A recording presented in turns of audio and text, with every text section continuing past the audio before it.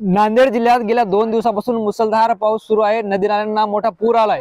मी आता नांदेड वसमत रस्त्यावर आहे आणि आसना नदी आहे। आसना नदी जी आहे ते धोक्याच्या पातळी वरून वाहताना आपण या ठिकाणी पाहतोय। हा पासदगावचा पूल आहे। या पुलावरून संपूर्ण जे आहे ते पाणी जातं। खरं तर नांदेड आणि वसमतला जोडणारा हा मुख्य रस्ता आहे, मुख्य पूल आहे। मात्र या पाण्याच्या रुद्ररूपामुळे जे आहे ते वसमतचा असेल नांदेडशी संपर्क तुटलाय। त्याचबरोबर या भागातील 50 ते 60 गावांचा नांदेडशी संपर्क तुटलाय। गेल्या 2 दिवसापासून सुरू असलेल्या पावसामुळे नांदेड शहरातील अनेक सखल भागांमध्ये पाणी शिरलंय। जवळपास जे आहे ते 25 पेक्षा अधिक जनावरांचा मृत्यू झाला होता। शेतजमीन खरडून गेली होती। एकंदरीत जे आहे ते मुसळधार पावसामुळे जे आहे ते मोठे नुकसान झाले चित्र नांदेड जिल्ह्यात आपल्याला पाहायला मिळतं। विष्णुपुरी धरणाचे 8 दरवाजे सोडण्यात आले आहेत आणि आसना नदीचं हे चित्र आपण बघतोय। खरं तर या ठिकाणी एक हॉटेल आहे, मात्र ते हॉटेलही पूर्णपणे जे आहे ते पाण्यात गेलं चित्र या ठिकाणी पाहायला मिळतं। एकंदरीत आज सकाळपासून जे आहे ते पुन्हा पावसाचा जोर वाढल्यामुळे नांदेड जिल्ह्यातील परिस्थिती बिकट होण्याची शक्यता आहे। नांदेडमधील जे आहे ते पैनगंगा नदीलाही मोठा पूर आला आहे। त्यामुळे मराठवाडा आणि विदर्भाचाही संपर्क तुटला आहे।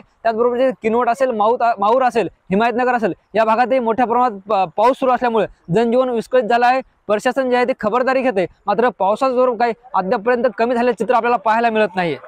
ज्ञानेश्वर लोंढे, TV9 मराठी, पासदगाव, नांदेड।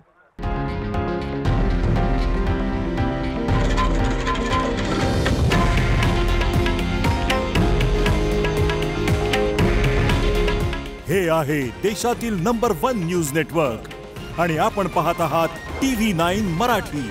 काळजी तुमची, हित महाराष्ट्राचं।